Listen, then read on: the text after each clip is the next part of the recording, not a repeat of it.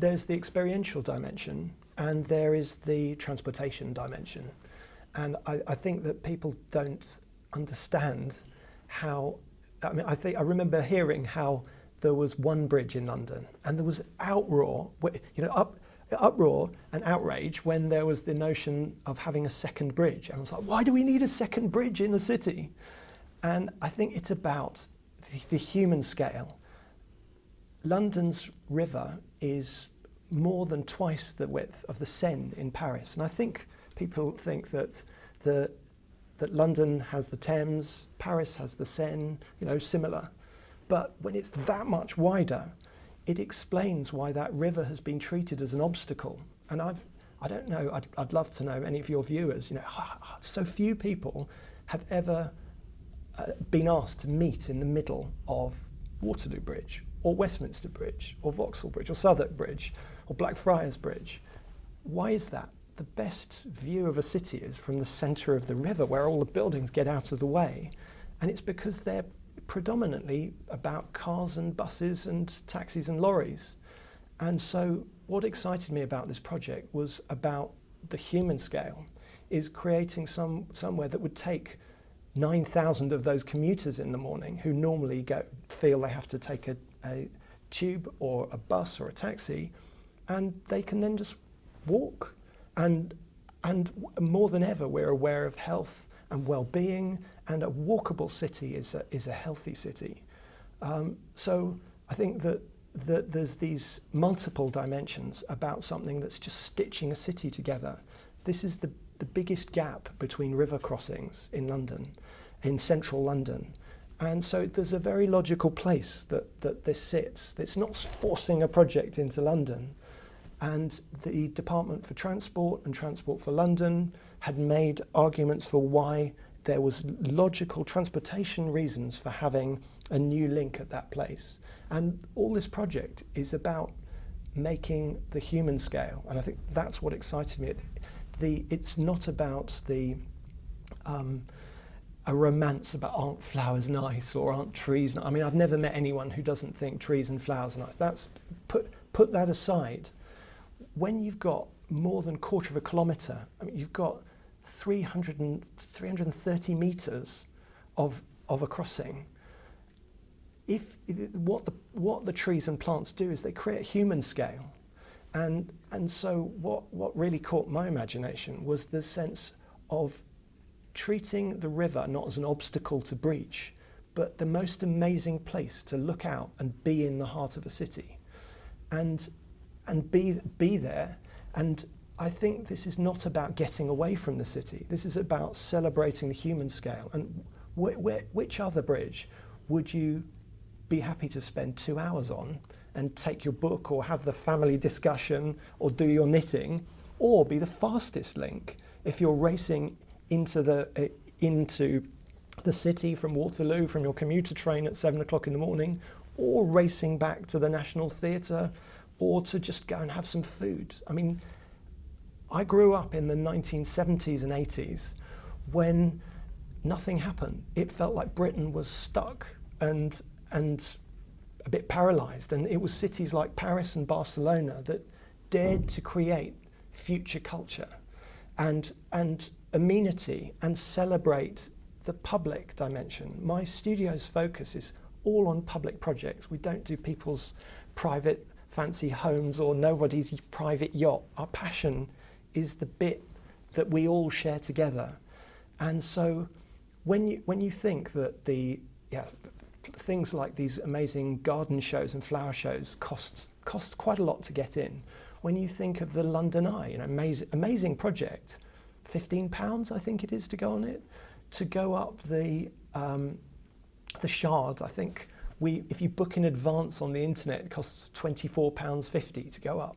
The idea of a free garden that's open longer than any of the royal parks for all of us is a thrilling thing. And we were also aware that the Royal Botanic Gardens at Kew, was the first major botanical institute in the world, and the RHS, the Royal Horticultural Society, is known all around the world. So all that expertise coming together to make a thing that is free for everyone, open 365 days a year.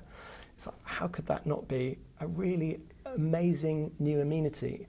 The other thing to talk about is a project that was called the High Line in New York, which maybe many of your viewers will have been on or seen. And it changed the world's perception of America to some extent. There was a disused elevated railway line that went through Manhattan. And we had only known New York as a kind of tough city, massive towers, and then it did this fragile thing, which is create a garden on which it got together, a group of people from the city came together, and everyone gave their time for free to create a board, to create a trust, to transform what currently had weeds on it into a thing that was not run by the City Parks Department. It was its own park charity in order to just give a special new amenity. And the Garden Bridge owes its a lot of the energy of it starting to Britain would have, I don't believe it would have had the confidence to do this project, and the incredible support the government gave to get this all going and to really make things happen without what New York did. And I think it's so important to let the cities of the world egg each other on and push the next bits that are about society and the public space we all share. High Line's very different though, isn't it? 1.5 miles. They have, in the last year alone, I think between 250 and 300 scheduled events that can help bring in money. The Garden Bridge is going to be 370 metres. It will take a matter of minutes to cross. Far fewer opportunities to raise money, to have an experience. If someone's walking across, it takes 10 minutes. Are the two comparable? The founders of the High Line have been helping the Garden Bridge project, and my first discussions with them and ongoing, it was so exciting because the High Line's been so successful, and many cities have tried to sort of think about how they might do something along those lines. But the London's Garden Bridge was the only project that they said they wholeheartedly supported. And a lot of the things in how the Garden Bridge Trust have set up how they're going to run the bridge have been because of the collaboration of the founders of the High Line. So it's through their experience that the trust, and I'm not a member of the trust, have formulated how they plan to run the Garden Bridge. And so they didn't have the benefit of that experience when they did the High Line. We're getting the benefit of everything that they've learned. And funny things, I mean, it was kind of counterintuitive. I remember meeting them, went to New York specially to meet them to try to understand what the design issues as designer of the project. And they said that they'd never had a handbag stolen, not a single person snatching and grabbing anything. Which is funny because one logic would say, well, this is a limited space, and so you're stuck on here with someone who might want to steal your handbag. But it was actually the opposite, is someone stealing your handbag, maybe plants make them a nicer person. Maybe you're going to believe that. But the other logic is counterintuitively, they have nowhere to run, and it was safer. So there were lovely little lessons like that have been very good for the project, and insights that are useful in how you then design for that. Just before, you yourself listed, up to half a dozen bridges that are in that very close area: Westminster Bridge, Blackfriars Bridge, Waterloo Bridge. Do we really need another one in such close proximity? I think if the Garden Bridge goes ahead, it's only 0.2 miles from Temple on the North Bank, where it would be, to Waterloo Bridge. Do we really need another bridge there? Well, the average distance between bridges there is about 450 metres in central London. The gap that this bridge is going in is about 900 metres, so it stands out. If you then look more closely on the North Bank, there's an area, the temple. When we met the master of Inner Temple, one of the first things, this is the area where the Magna Carta was worked out, in the church there. But Londoners aren't there. Visitors to London don't walk around there. They don't go there. There's the street, Arundel Street, which the bridge lines up with, has got developers building high-end residential, and there's a serious risk of bits of London which are right in the centre suddenly turning into these high-end luxury places. And there on the south, and there's also the dual carriageway that divides the city from the river. And we also have the Temple tube station. In central London, it's the least used tube station. Is that because it's much quicker to get into town not using the district line? Well, if you look more at Temple tube station, there it is. The Evening Standard worked out where's the true centre, the true accurate centre of London, and it's a park bench just in front of Temple tube station. But anyone going to Temple would find it extraordinary to believe they're in the epicentre of one of the thought-leading capitals on this planet. And it actually feels, if you go to Somerset House, there's a whole lot of issues around there. There's also the transport next to Somerset House. We've got a massive gyratory there.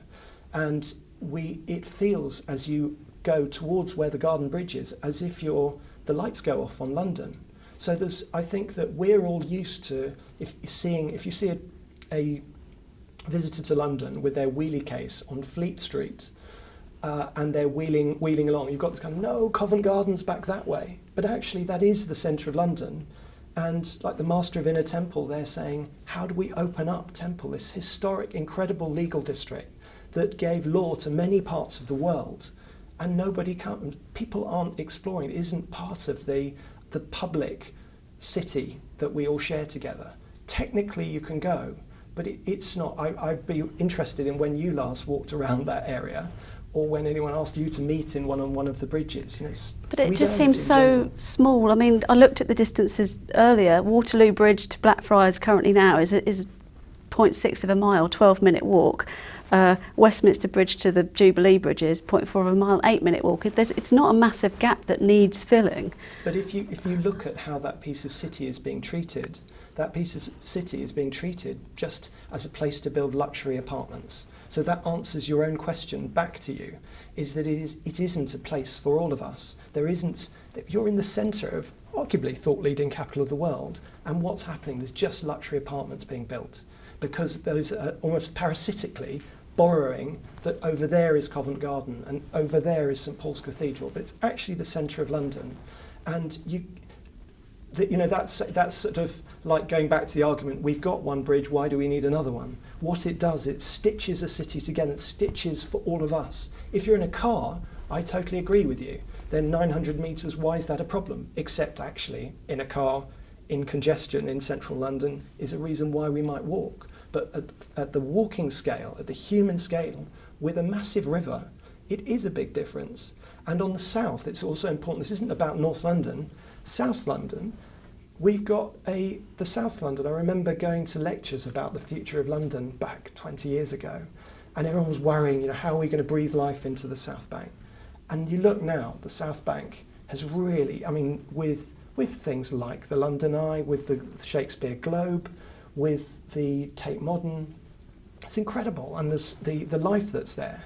But if you just look at what's going on, there's one part which suddenly goes a bit dead and vulnerable. I say vulnerable because it's going to be redeveloped, because it's dead. And there's a bit where there's Gabriel's Wharf that's going to be rebuilt and redeveloped. There's Prince's Wharf, which is next to it, which none of us really realise what that is. And then there's the South Bank Television Centre, which is a big, monster, ugly building where, and at the moment, when you walk along the river, what do you see? You just see railings to stop you getting to Graham Norton or Jonathan Ross. And those buildings are designed from our old-fashioned thinking of what the river was, which was the river was the delivery entrance to London. And so there's buildings which sort of turn their back on the river. But we've now learnt, society has learnt, that the human scale matters, walking matters, and rivers are blessings. Canals and rivers are the blessings of our cities that we have because of their industrial use from the past. And London wouldn't be here if it wasn't for the river. So just there, the power of the Garden Bridge landing there is as a catalyst. Again, it's not just about the bridge, for connection, for 3 sites, major central London sites that are going to be redeveloped to respond and become more public. Or what's going to happen? We're just going to get high-end residential put there, snuck in behind some half public use that got stuck on the river edge, rather than really making a piece of infrastructure that's going to not just deal with the river edge, but stitch in to the borough of Lambeth and southern London. And so this project has immediate things about London, obviously, and that, you know, your viewers are going to be there going, okay, why do I care about that on North London, South London? But I think the bigger issue about this project, which is why I feel strongly about it, is that what does this say about society? You know, this is a national project. The plants come from all over this country in the same way that the amazing garden festivals of this country are national things. You don't suddenly go, oh, well, that's just about Chelsea. It isn't. They're national things. And we have the risk. People shouldn't underestimate what it takes. The charity, all the trustees have given their time for free to set up a philanthropic organisation with its only goal is to give a free garden to all of us. And it's amazing what it takes to get that to going. And it's easy to not do things like that. And money's been spent to get this far. It's ready to go. And it's important that our society doesn't show that we suddenly have no confidence in ourselves, actually, the public bit that we share together, and that we don't suddenly seem like, yep, we've had a political turmoil, now we suddenly close up and we're just going to go backwards. You know, we need to keep supporting as to why we're all here and why we set up National Health Services and why we have the society we construct around us is for us, and that's what this represents. Do you feel that the Garden Bridge is being used right now as a political football? Definitely. I think there's all sorts of people who want to get their little agenda and pin it onto a project, which is there's this amazing project. How can it possibly be a bad thing to give ourselves, to stitch the city together better, to create new public space that we've never had before, new views for all of us back at London, and this is not a project of one party. The chairman of the Garden Bridge Trust, Lord Davis, is a Labour peer. There happened to be a Conservative mayor in London and a Conservative central administration. We will work with whoever is in power to try to do the best public projects for all of us. And so there's no singular flavour to something. And the government has supported a project, I believe, because they could see that it brought transportational benefit, there was a national dimension, and there was something to do with society and all of us here together, and that even stitches right back to our history. And I just think it's so important that when a project's had 3 years of intensive development, it made amazing progress, got planning permission, Port of London Authority, solved so many of these things, just plodding through. For us to all hold our nerve because we love to sneer. That's the brilliant thing about the democracy of our country, is we can all say what we want, but people need to spot through all of that, what people's separate agendas, wanting to believe that somehow there's something other than just wanting to do something great for all of us. Is part of you worried it won't happen? I grew up in the 70s and 80s when special things didn't happen. Nothing special happened. And that was very striking. I was a tiny person looking around thinking, why do I go to Paris, where they do still try to do things that are about for all of us? Why do I go to these places? And so I understood and learned as I got older how hard it is to make anything happen. Anything. Even a bad building, it's hard to make it happen. It's always easier for nothing to happen as a default. And so in everything we're working with, it's always easiest to not do something, always easiest to stop things. But our real challenge to ourselves is, how do we overcome, because there are always thousands of obstacles, thousands and thousands. And so I'm here because I think there's an incredible project. There's been amazing mayoral support. There's mayoral support now with the new mayor, and we have a new government, and it's important that the new government keeps seeing what their power as being to create things that bring us all together. And in a way, I learned that a bit at the London Olympics when that happened. It was amazing. I'd never seen our country come together. It's funny talking now while in Rio there's all of this has been happening. I'd never seen Union Jacks, our flag, worn. That implied xenophobia in some way, and it was so moving to suddenly see that. And it was only when, and everyone thought the Olympics would go wrong. I mean, that was one of these ones where it's going to go wrong, the traffic will be terrible, Britain won't get any medals, and it didn't go wrong. In fact, it really didn't go wrong. It went remarkably unwrong. And there was a sort of absence of cynicism. And I think that people have boiled in, they saw a dome happen and they sort of questioned, did that go right or did that not go right? And everyone thought, well, we ruin everything in Britain. And it's important to not have this stuck thing, we ruin everything in Britain, but really be aware that we can do amazing things. And it's important for the world, not just for Britain, that we keep pushing what's possible, because in Britain there are amazing people. I mean, when I think of who in a half an hour cycle from here, where we can get whose door you can be knocking on, who are people who have ideas and have changed the world, and so we have to keep reflecting that. I think London and New York are just extraordinary, and it's really important that we keep manifesting that and not being whingers and just letting fear stop everything. And we're just a little time when there's a kind of unsettledness. And it's important. This project will be finished 3 years from now. It'll be finished, and we'll be walking across there with our children, with our grandmothers, and then what will that then help others to think is possible? Accepting that, even if we accept that Londoners will get the opportunity to enjoy it, you've described it as a national project, indeed £30 million of national taxpayers' money is going into it. How will anyone who doesn't live in London, or perhaps the South East, get any benefit from the Garden Bridge?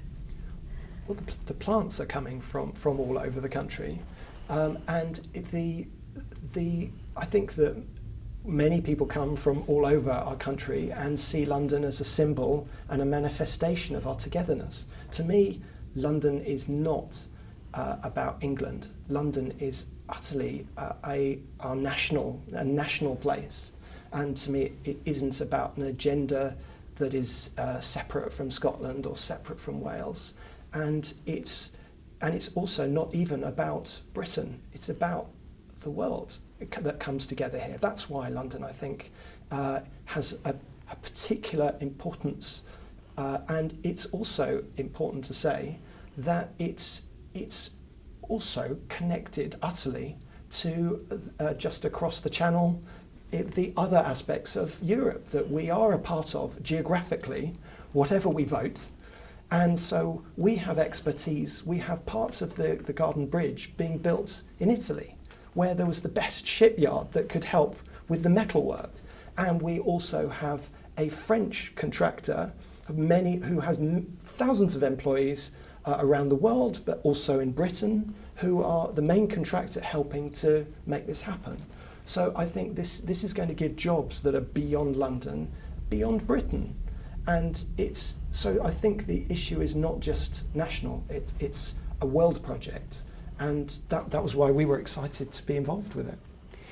I've got to ask you about the procurement. Lots of criticism, you'll be well aware of it, that you'd met with the previous Mayor Boris Johnson or his team prior to the invitation for tender going out, and the others weren't aware that it was a garden bridge. That's one way of looking at it.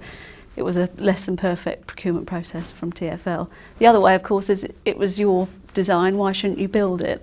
How do you respond to those who have raised criticisms about the procurement? I think in terms of the procurement, people need to speak to Transport for London and speak to the Garden Bridge Trust. But we were commissioned to make a project that we felt was the kind of thing that we don't think that Britain does. And that was our passion, and that's why we have been so involved in it and trying to support everyone to try to make it happen. But do you accept that you were privy to information that the other people bidding didn't have? We went through a tender process and we submitted a tender, and we knew that we had every chance of not being chosen to do the project, as well as a chance that we might be picked. So tender process is what goes on with every project, and people are involved in tendering all the time. Architects and designers tender all the time on everything they do. It's totally normal. And then when people say, "Oh, but you had a conversation before with somebody," think of how many people Boris Johnson had conversations with around London and on all sorts of matters.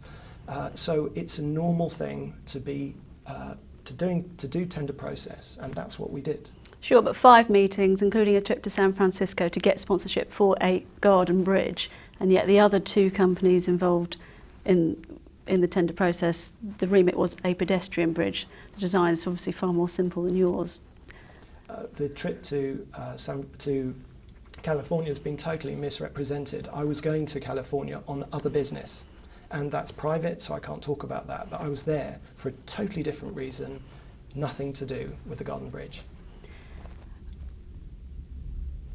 Accepting that a pedestrian bridge would be really helpful for London, why does it need to be a garden bridge? And some would put to you, why so expensive, £175 million? I mean, I think that it's important that that a city keeps reinventing itself and progressing. And given that the vast proportion of finance for this project is from private philanthropy, not from government sources, in effect, that helps to give the special, unusual dimension to facilitate that to have happened on this project. I mean, it's possible to copy other bridges, but this project was about making the human scale. And as I spoke about earlier, the river is 300 meters wide, and you're pregnant. So if you imagine now walking 300 meters, I put to you, if you're about to walk 300 meters, you would maybe think twice. Now, you're relatively able-bodied, I'm relatively able-bodied, but many of us aren't able-bodied. And so it is no surprise that many people walking more than a quarter of a kilometre doesn't actually nurture, while you're walking past, the most amazing views. How few cities on the planet have what London has. The layers of history. You can't fake that or create that in China artificially. And so the logic was that how do you create places? And that's what really got me interested in the project, was instead of just seeing something as a link, and it is a link, but it also makes a place.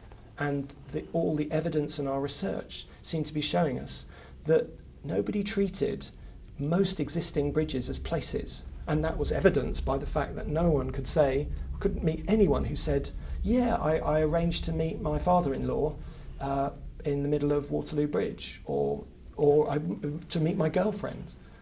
Nobody. That was a good clue to us that it's not a place. You might go past going, oh, it's quite a good view, and then keep going, but not actually placemaking. So what the garden does is it creates human scale. Trees, plants, shrubs, all of those, what they do is bring the scale down to the scale that we are. And so just to explain properly what the bridge is, the bridge has 4 main routes. There's one route that then divides and divides again. So you can zoom across it, and as you say, you can be across in 10 minutes.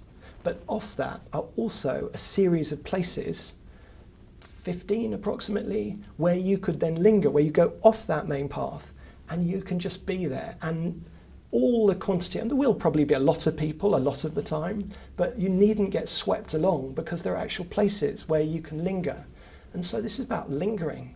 And if Britain doesn't show that things like this are possible, then we're missing the opportunity to trigger cities all across the world have major rivers in the middle, because those cities were there originally because of their sea trading dimension. And in a way, we can carry on the role that Britain's been historically good at, is being idea leaders. And given that most of the money for this is philanthropic, why not carry on doing that? And so the public money triggers the philanthropic money.